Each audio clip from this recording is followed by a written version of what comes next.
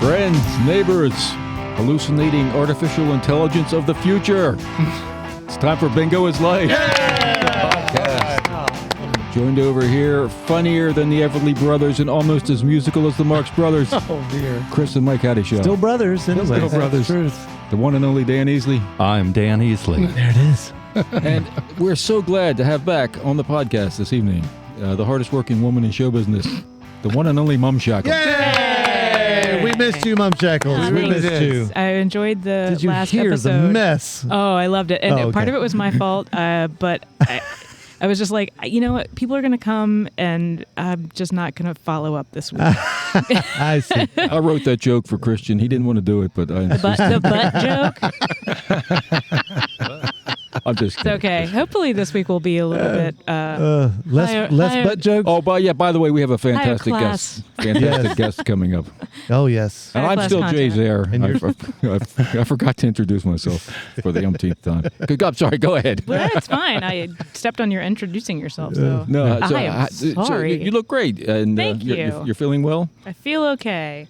Yes. What happened? What happened? Indeed, I had a hysterectomy. It was planned. It was not a. It was not an emergency hysterectomy. It Good, was something good. that we were planning, but Right. it's it definitely is something that has a longer recovery time than one may imagine. 6 weeks. I can only lift like a gallon of milk weighted of. Okay. So that's my real struggle. Do you have to keep around a gallon of milk just as a yeah. reference? Yeah, it's a giant set of scales that Yeah. I'm pulling around in a little wagon everywhere that I'm weighing the gallon of milk against. Well, you got to be safe. It's 8 pounds because a pint is a pound the world round, and there are 8 pints to a gallon. What? So you could say bowling ball, but yeah. I don't have a bowling ball readily Oh, available, gotcha, and it would probably gotcha. roll off the scales anyway. Yeah. So we're back to a gallon of milk. Well, in all honesty, thank you for returning, Of course. for coming back, Yeah, you didn't really have to. especially after hearing the episodes where you were not here. Oh no, I loved it. It was great. There was a lot of love. There were a lot of aspects covered, and Oh, I see what you did I there. didn't mean to. Oh, Happened. that was good, though. Thank you, Christian Parrott. Yeah. We had a great bingo tonight. Yeah, how'd Yes, that you go? did. It was so much fun. We had this big group from Long Island. Yeah. And they tipped us. What? Which we immediately gave the money to the bartenders. But it is hilarious when people tip you. It's just Here you go, guys. Hey. yeah. Here you go. He's like, "Take it." job. You did a good job. Yeah. He said, this was fun. time. This was This was a good time. His son, I asked him, he won. I said, all right, you got to answer a question. I said, well, where did I go when I was in New York City? And he said, to get pizza. And I was like, you're right. You're right. And so the whole place went crazy and they all clapped. And I think that was it. Yeah. That was the reason. He's like, you did a good You're job. right. You did all right. Good. You did good. Did anybody win the $50 or It was $150. $150? Yeah. And no. No, they did not. In But fact, several attempts were made to knock down any pin, any single pin, and it took a while. It did take a Pretty while, ugly. but I do want to give a little bit of love to HDR. Yes. Harrisonburg Downtown Renaissance gave us just a pile of money, and that is pretty rare and super cool. So we are giving it away in $10 increments over the next couple weeks. Oh. So thank you, HDR. There's Very much. Thank It's you. all. I mean, it all goes back to downtown, which is great. It's just another fun way for them to give their money away. Yeah, it's downtown dollars, so it supports all of the local stuff. We should note that what we're talking about here is Bingo is Life, which is the 7:30 every Tuesday, the gaming extravaganza hosted by Chris and Mike Howdy Show at Ruby's Arcade in the Wine Brothers building in downtown Harrisonburg. It's Bingo is Life. There's bingo playing. There's bowling. Sure. There's a sort of song and dance routine. There is. We refer to it as Harrisonburg's only game show. Yeah, Yeah. interactive. Well, you wouldn't need a second one with all the everything y'all have You put don't. into it. Nah. It's What's true. the point? And that's free. That's at 7:30 on every Tuesday. It's kind of a wild situation, honestly. That is free. I mean, like you can play any game you want down here. All the video games. all the video Pool games, tables. Yeah, and then you play. Bing. Everyone comes up to go. Is it free? And you go. Yeah. Yeah. It's free. It's not like that their Rockingham County Fair where you got to go pay for stuff. Hey, Right, now I'm going to tell you, Rockingham County Fair does not have bingo this year. Oh, Whoa. They got rid of bingo. What happened? Too controversial. I'm not even making that up. What? Yeah, it's too controversial. What's the controversy? It's too much like gambling? It's too much like gambling. oh my gosh. And Wow. they couldn't wrap it. It's too big. Oh, it's too Like big. you can go to like a Berkton Fair or a Bright Branch lawn party and still get away with it. No big deal playing the quarter. But in the area quarters that up. Yeah, that big, becomes a gambling. It's huge. Too thing. much like Gotcha. gambling. Yeah. Well, You have to pay money. I'm just going to make skip that to the happen. punchline just for brevity and safety, but might lead to dancing. Yeah. There it might. Review that later. I think it's time. Okay, Chris looks so confused. Oh. I get the look now. Okay, I yeah. just You gonna- realized what you gonna time do it is. You Yeah. gonna introduce No, it? no, you do it. You're Okay. so good at it. It's time for another unexpected notion with Dan Easley. Tapioca, tapioca. What a fun word to say. Marmalade, marmalade, marmalade. I'm Dan Easley. Hey. That was another unexpected notion with Dan Easley. I never know exactly how to react, but I enjoy it. I think clapping feels right. Yeah, it does. Clapping Yeah, feels yeah, it good. does. It's We have a wonderful guest today. Sure do. we really do. Sure do. Mark Oh, Shackles, thank why don't God we you- got there. I why don't you will. Yes, we. Bring her in. So this is an award-winning local author who caught my eye recently because of her ongoing series that she's writing for the Harrisonburg Citizen. It's a year-long series that she's writing every week based on her walks around Harrisonburg. Ah, okay. She's an Gotcha. avid walker and writer.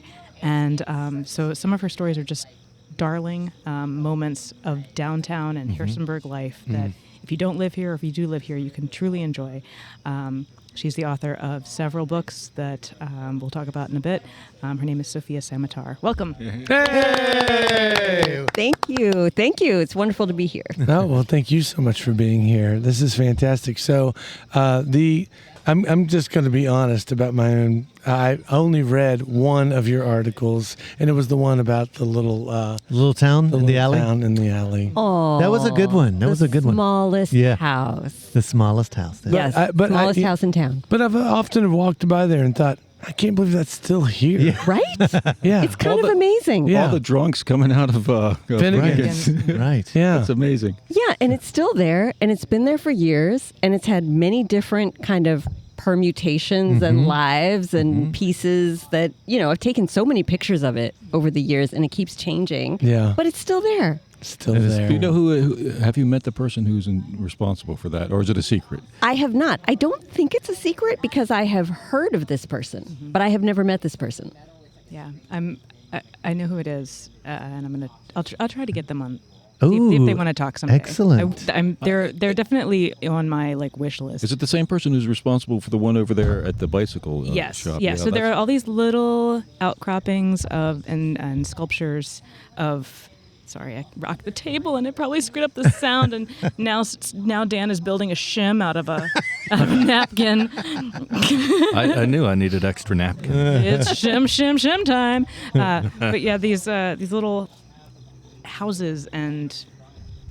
So yeah, they're all over town, and you can find them. It's a fun little walking exercise, but I think it's partially a fellow on Instagram who can be found as Goofcraft. Oh, And- Ooh, Goofcraft. Goofcraft. And I believe he may have some compatriots that are assisting him in that, but it may all just be straight up goof. I don't know. Sophia, do you have a dog when you walk? No, I don't have a dog. I'm on my own.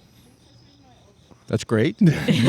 Everywhere Jay goes, he brings his dog with him. Except that he's What? home. He's home. He has a new. I built a fence now, and he has a nice little. Oh. You know, we bring guests on. We frequently don't get to the big picture. I was talking a little bit beforehand. Is it okay if I? Yeah, interject away. I was looking up Sophia, and she's an author of a number of science fiction and fantasy novels. Is that Right. correct? But Yep, that's also right. published a memoir in 2022 called The White Mosque, which I just finished reading today. I was looking it up last night, and it was like Martyr's Mirror, the Munster Rebellion, and mad Mennonite prophet heading off to Uzbekistan to wait for the second coming of Jesus Christ. Instantly, you were drawn. Oh yeah. Sounds like I better take a look at that book. That was an amazing book.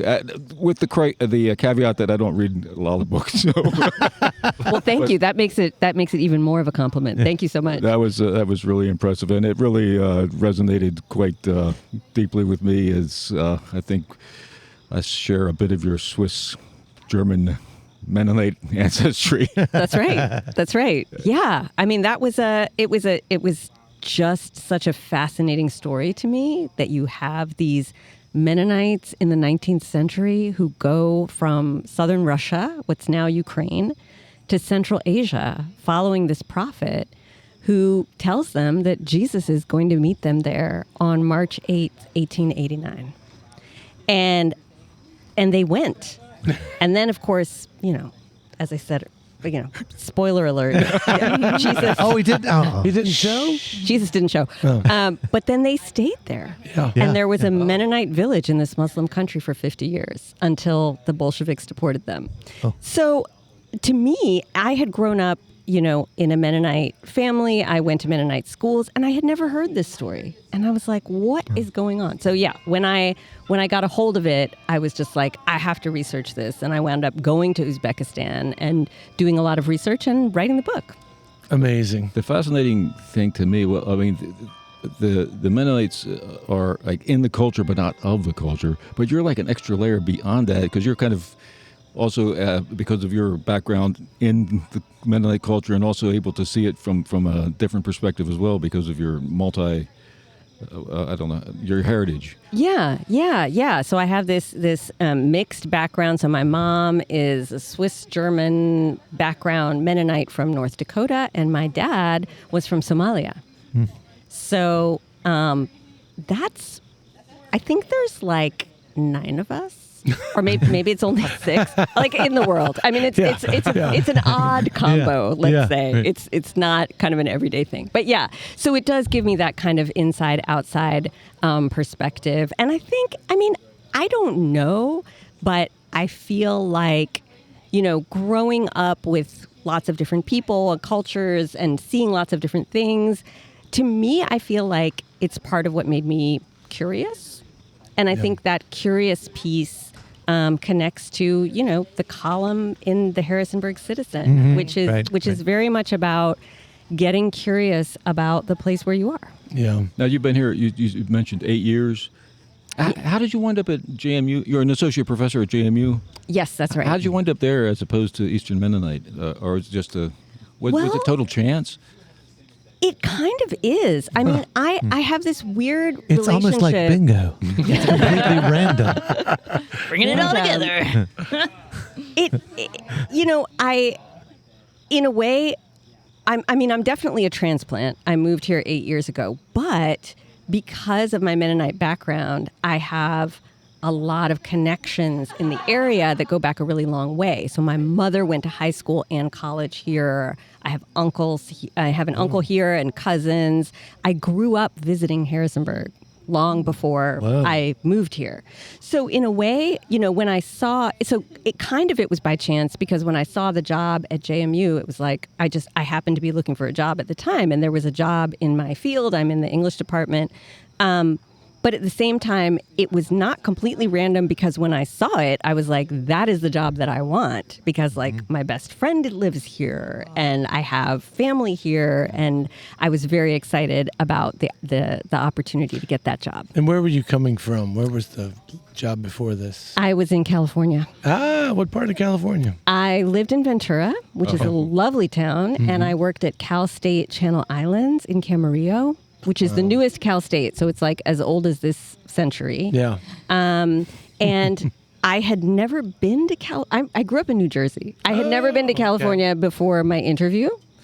And so it was amazing to go and live in that part of the country, and I was there for 3 years. But you can't buy anything. No. Because it's just so unaffordable. Yeah. And it's very hard to live there. I have a brother-in-law who lives in Monterey, and they did buy a house. What? They did. I mean, he's like an architect. I mean, you gotta have some sort of crazy. He's not an English professor, is what you're telling me. That's the main point here. It is a wild, but even Educators. That, though, we all were like, Interesting. oh, how do you do it? Right. I mean, it is a wild scenario. All of California is so priced out, but beautiful. I totally get why everyone wants. Every time I've been to California, I go, I get it. It's gorgeous. It is. Mountains meet the sea, and it is all the things. Unfortunately, they have almost no water, and everything is on fire. Yeah, that too. Oh, That part, that's always yeah. So, Sophia, you went to Goshen. I did. I went to Goshen College in Goshen, Indiana. I took one class at Goshen College in 1978. But I liked what you said in your book, where the jocks and the business majors go to Eastern Mennonite, and the artistic Mennonites go to Goshen. I don't think that's true anymore. I should say that was true in when did I graduate? 1994. 94. I was looking you up, and I found a list of the most notable graduates of Goshen College, and you're number 3. Ooh. Right between Howard Zare at number 4 and John Howard, the theologian. Yeah, John Howard Yoder. John Howard Yoder at number 2. Yoder, of course. This is a really small school, let's say. So we need to put that in.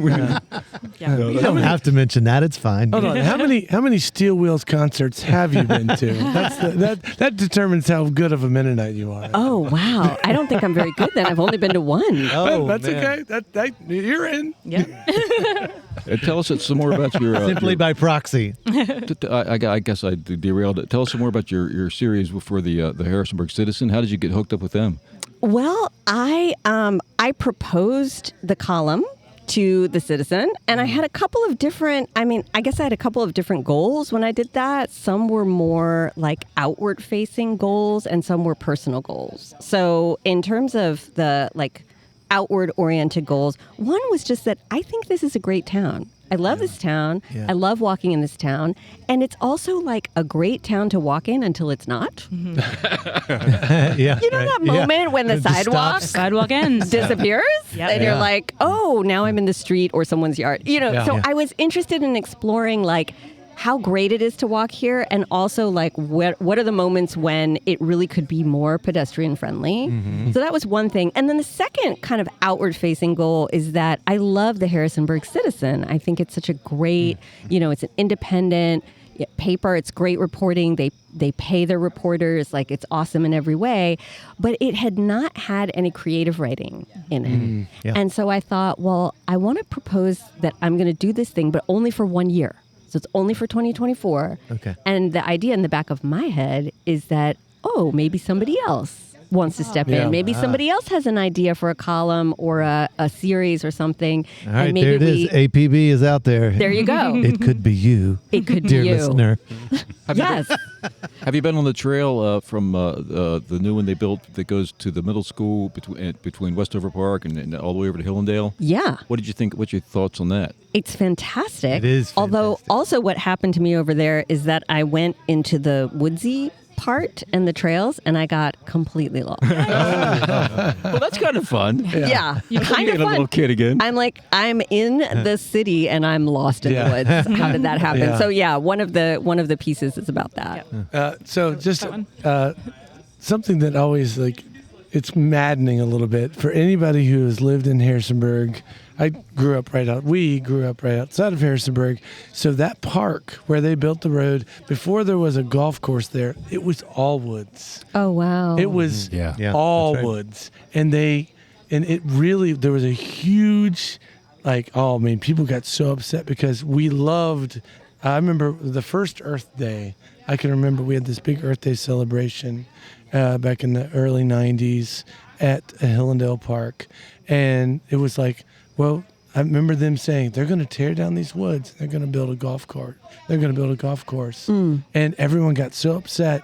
And the history behind it ended up, it's a wild story. Long story short, they got their golf course. We lost the woods.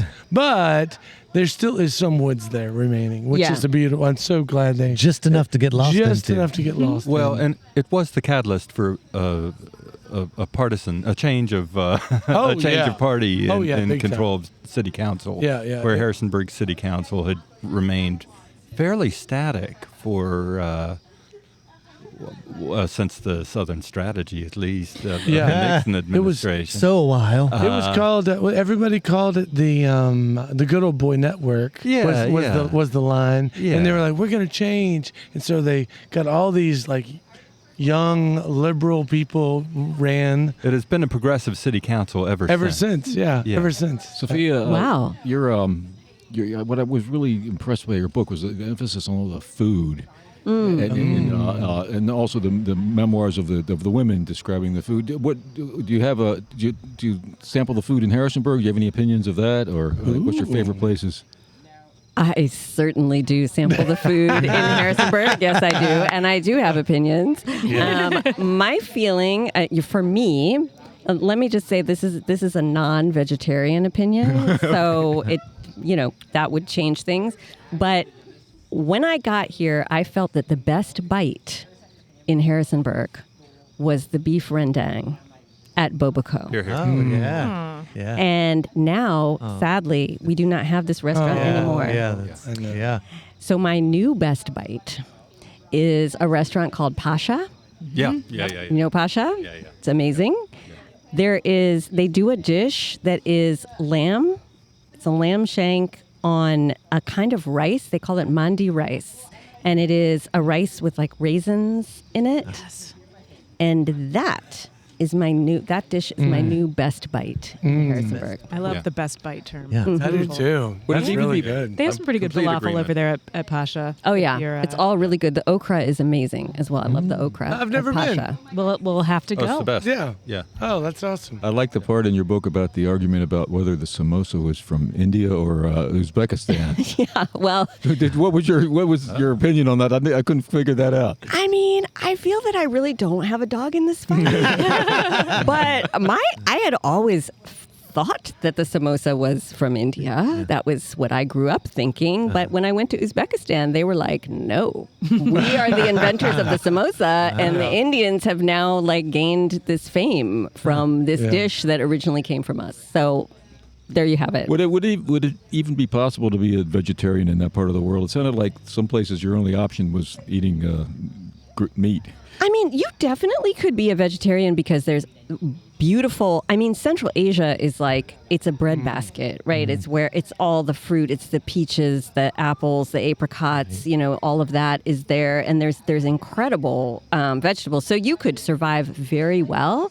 But culturally, because meat is really prized, it would just make for some awkward, there would be a special meal where it was like, here's the special dish and it's meat, and then you would have to explain that you're not going to eat it.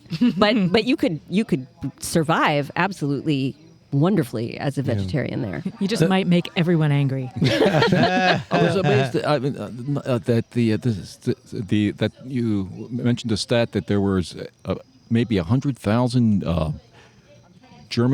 people of German Mennonite extraction in Central Asia and Siberia in the 1970s. Is that accurate? That is what I read in a book from that period that said, that because of this, this Dutch, Swiss, German group that was there, and they were actually. We should specify. No one's going to care about this except Mennonites, but actually, they were not. Well, they're Swiss. a big part of our They're a big part of our fan base. Okay, well then that's very important. Thanks, Jay. 3 of them. Sorry.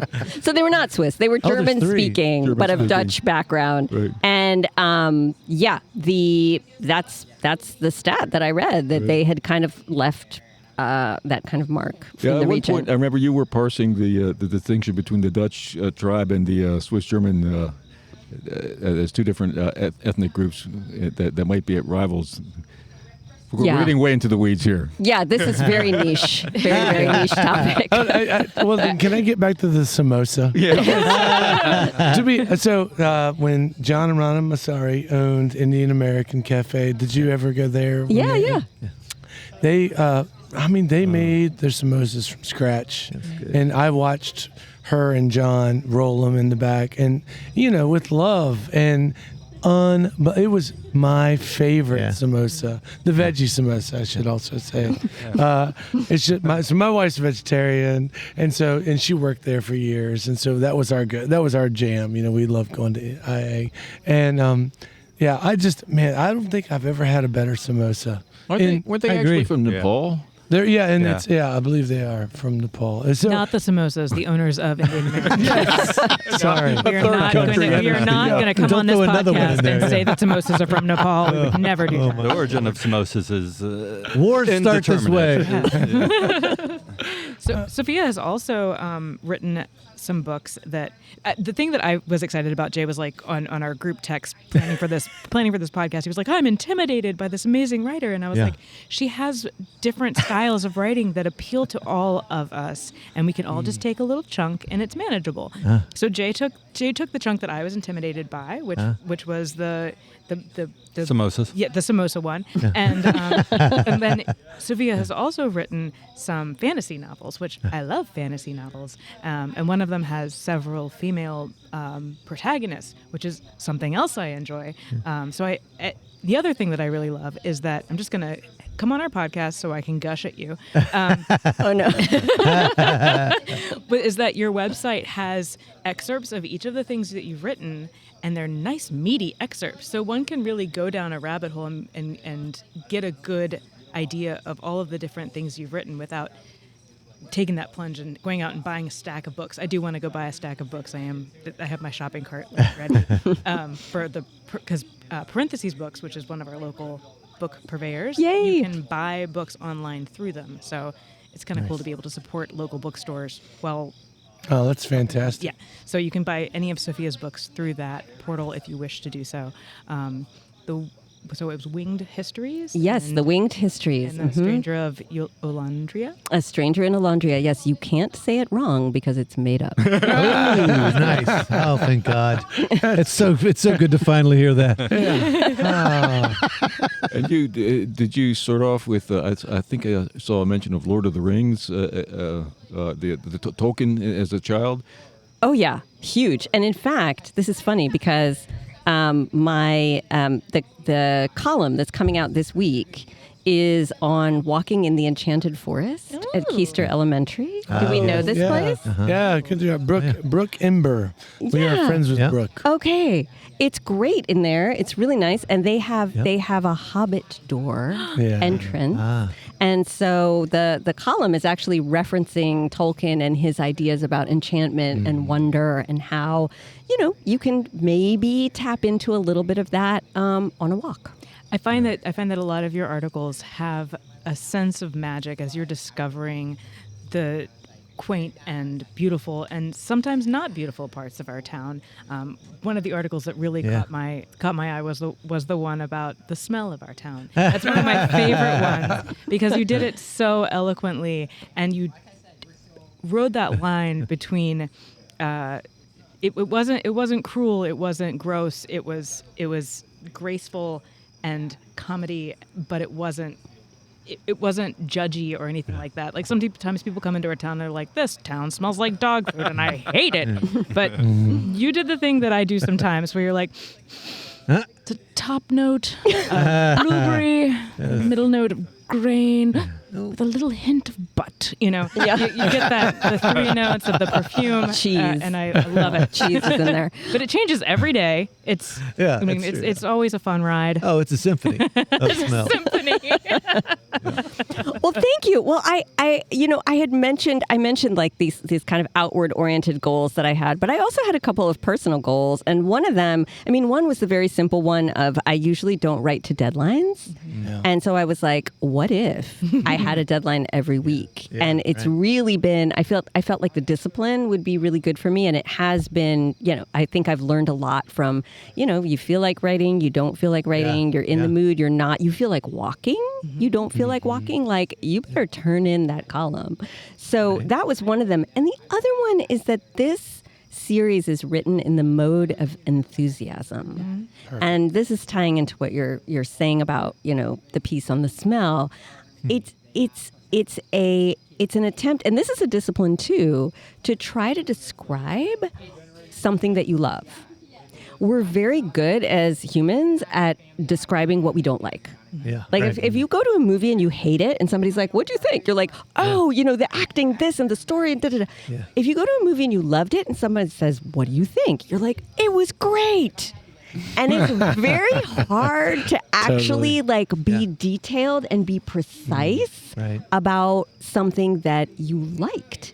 And there are good reasons for that, right? Because usually something's wrong, we need to do something about it and fix it. So our brain kicks into critical we're mode. conditioned that way. And it's useful, right? Yeah, We need absolutely. it. We need to pay more attention to the things that are wrong than the things that are good. But I think there's really a lot of value in being enthusiastic about something and trying to be rigorously precise and descriptive at the same time. Yeah. It's uplifting. It's an uplifting series. So, Thank you. I sat down to read some articles because we're all cramming because that's our nature. That we got a teacher coming on the podcast. We got to do our homework. Oh yeah. we had to do our homework. You didn't. Jay and I did the homework. It's good. Thanks, y'all. So when I love group projects. when you walk the same, I used to lived on Elizabeth Street, and I'd walk to the Grill. It's where I worked for about 15 years, and the whole time I always take the same path. And I love that moment when you start noticing things and you see that, because you're always walking the same time, so you see the same people, and then you see the same. I remember watching a snake decay over. It just, no one was picking it up. Yeah. I mean, it was like, oh, there's a snake. And then, a month later, I'm like, oh, it's a little less of a snake now, but it's still there. And it's one of the few things that I can remember about that walk over that particular period of time was like, I watched an animal just disappear on the side of the road. Anyway, that sounds like a good way to end this show. What? I saw a snake disappear on a walk. Oh. We did. We've reached our time. We've reached our But time. Just like that. Yeah. Oh, amazing. If you feel like you want to know more about Sophia, we've got a plethora of show notes that I've got prepped for. Oh, great. Excellent. Thank you so much for being on the Oh, show. thank We really you. appreciate Thank you. it. Thank you for having me. Fantastic. This is a pleasure. The time goes by so fast. Yep. Thanks to Ruby's Arcade and the historic Wine Brothers building in downtown Harrisonburg. And thanks to the Crimson King, Lord of the Flies, Prince of Darkness, and Saratoga, Florida, where the whole family can enjoy an exciting and relaxing stay in a coastal wonderland. Saratoga! I'm Dan Easley. All right. Good night, everyone. Once again, thanks for everybody for tuning in. Grayson, get well soon. We'll see you all next week. Bingo is Life, a post-bingo Harrisonburg podcast, is brought to you by the Brothers How to Show and our friends at Ruby's Arcade in downtown Harrisonburg, Virginia. If you've enjoyed the show and feel it's worth spreading a little joy in this world, please tell just one person that you like this podcast. Word of mouth, more than any other form of promotion, is how creative works get noticed and sustain themselves. Thank you, Andrew Hickey, for that bit of wisdom, and thank you, listeners, for being part of the fun.